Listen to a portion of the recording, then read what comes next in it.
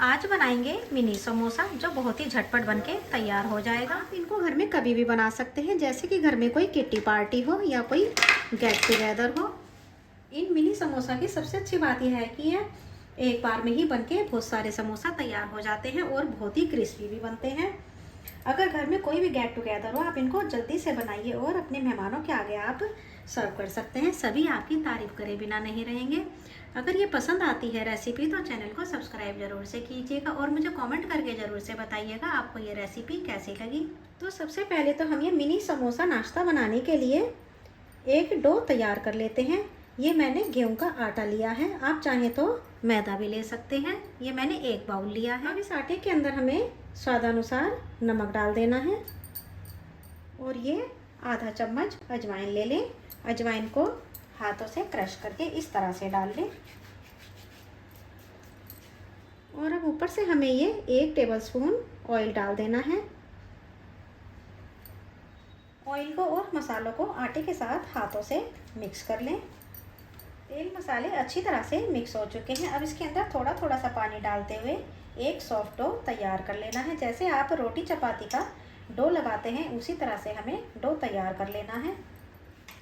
तो ये मैंने बिल्कुल सॉफ्ट डो बना करके तैयार कर लिया है। आपको बिल्कुल जैसे रोटी चपाती का डो होता है उसी तरह से ही बना लेना है।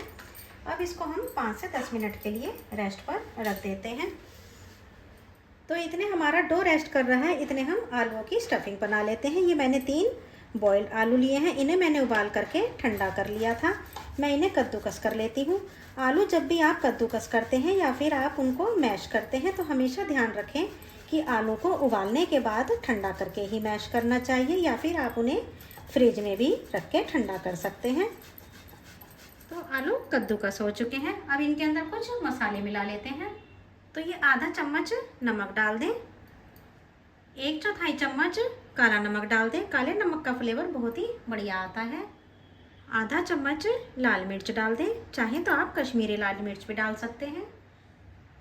1/4 चम्मच हल्दी पाउडर डाल दें। इन्हें चटपटा बनाने के लिए 1 चम्मच आमचूर पाउडर डाल दें, या फिर आप चाट मसाला भी डाल सकते हैं। और अब ये आधा चम्मच गरम मसाला भी डाल दें।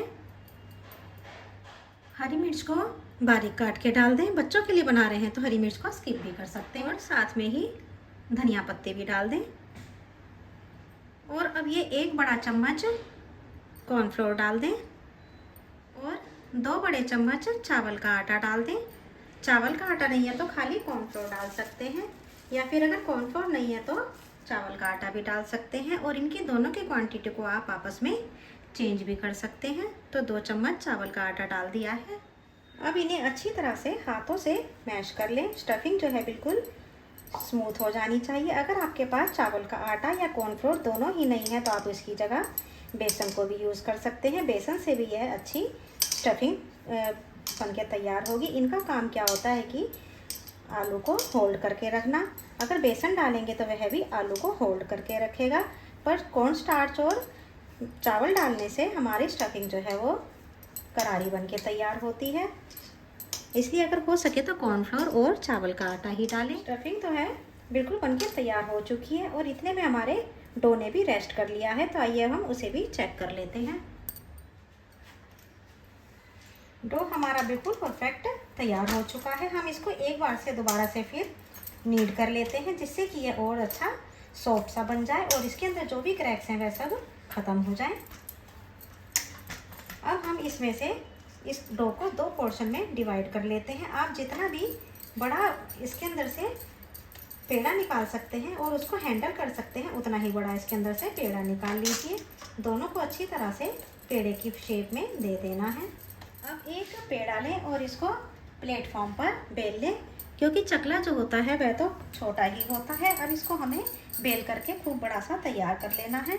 इसको ऐसे ही बेलना है जैसे कि आप रोटी वगैरह बेलते हैं। इसको पराठे जितना मोटा नहीं बेलना है। आप चाहें तो इसको आटे से डस्ट भी कर सकते हैं। तो मैंने डो को बेल करके तैयार कर लिया है। इसको गोल नहीं बेलिएगा, नहीं तो उसमें कटिंग ज़्यादा जाती है। तो ये देखिए मैंने बिल्कुल जैसे रोटी होती है वैसा ही बेल के तैयार करा है। अब हम इसको हटा देते हैं और हम दूसरा डो को लेके उसका भी इसी तरह से एक रोटी तैयार कर लेते हैं। तो ये देखिए दूसरा भी पीस मैंने बेल के तैयार कर लिया है। अब हम ये जो हमने स्टफिंग बनाई है इसमें से हमें स्टफिंग को लेकर के इसके ऊपर स्प्रेड कर देना है। ये आराम से स्प्रेड हो जाएगी, आपको स्प्रेड करने में कुछ भी परेशानी नहीं आएगी। इसको इस तरह से स्प्रेड कर दें।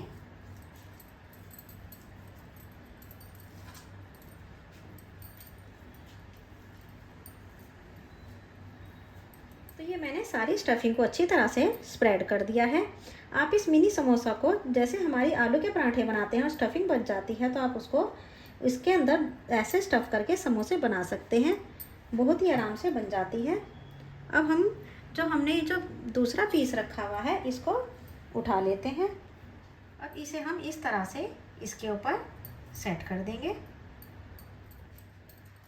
तो ये इसके ऊपर पूरी तरह से सेट हो चुका है। हाथों की हेल्प से थोड़ा सा हल्का सा प्रेस कर दें। अब इसके ऊपर थोड़ा सा सूखा आटा डस्ट करें।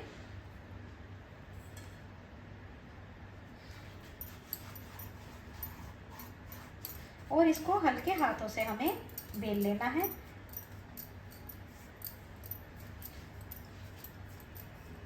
इसको हमें बढ़ाना नहीं है, बस हल्के हाथों से ही इसको बेल लेना है। अब हम इसकी कटिंग कर देते हैं। अगर इसकी बिल्कुल परफेक्ट शेप चाहते हैं तो साइडों से इस तरह से हटा करके इसको अलग कर दें। और आप इनको इस तरह से भी फ्राई कर सकते हैं, क्योंकि इनके अंदर आलू की स्टफिंग तो पहले से ही है। अब इसे हम सारे बराबर पीसेस में काट लेंगे। आप चाहे तो पिज़्ज़ा कटर से भी काट सकते हैं, पर मैं नाइफ़ की हेल्प से काट लेती हूँ।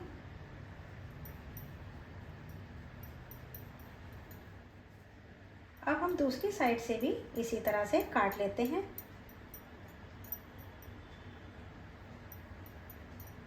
काटने के बाद अब इसमें से एक पीस को इस तरह से उठाएं। देखिए अंदर स्टफिंग कितनी बढ़िया बनके तैयार हुई है। अब हमें क्या करना है, हमें इसको इस तरह से ये दो किनारे पकड़ करके इनको हमें इस तरह से चिपका देना है। ये आराम से चिपक जाएगा, कुछ भी परेशानी नहीं आएगी। और जो ये बाकी के जो दोनों पोर्शन हैं वो हमें इस तरह से चिपका देने हैं। ये बहुत ही बढ़िया फ्लावर बनके तैयार होता है और देखने में बहुत ही सुंदर लगता है। अब हम इसी तरह से बाकी के पीस भी तैयार कर लेते हैं। इसको इस तरह से प्लेट के अंदर रख लें और सारे पीसेस को बना करके तैयार कर लें।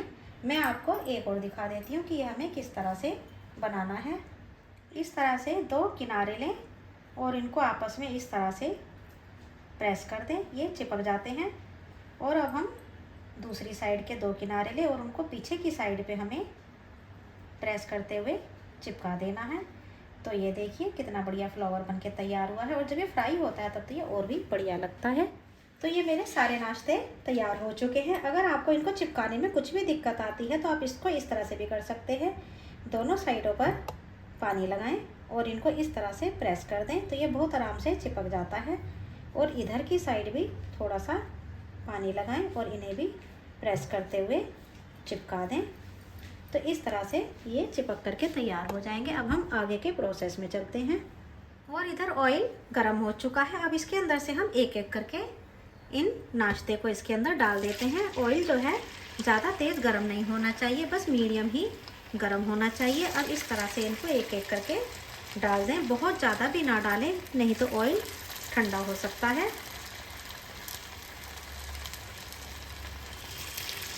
इनको स्टार्टिंग में 1 मिनट के लिए टच नहीं करना है और गैस की फ्लेम को मीडियम रखें। उसके बाद इनको किसी फोर्क की हेल्प से या फिर स्पून की हेल्प से इनको हमें इस तरह से पलट देना है। देखिए बिल्कुल भी इनके अंदर से स्टफिंग बाहर नहीं निकली है, क्योंकि हमने इसके अंदर कॉर्न और चावल का आटा डाला है जो मसाले को बिल्कुल चिपका करके रखा है। अब इसी तरह से सबको उलटते पलटते हुए हमें 4 से 5 मिनट के अंदर इनको फ्राई कर लेना है। तो अब इनको फ्राई करते हुए 4 से 5 मिनट हो चुका है और गैस की फ्लेम को मैंने मीडियम रखा है। अब इसको हमें निकाल लेना है। ये बिल्कुल गोल्डन कलर के और क्रिस्पी होके तैयार हो चुके हैं। तो इनको हम इस तरह से निकाल करके किसी प्लेट के अंदर निकाल लेते हैं। अब बाकी का बैच भी हमें इसके अंदर डाल देना है।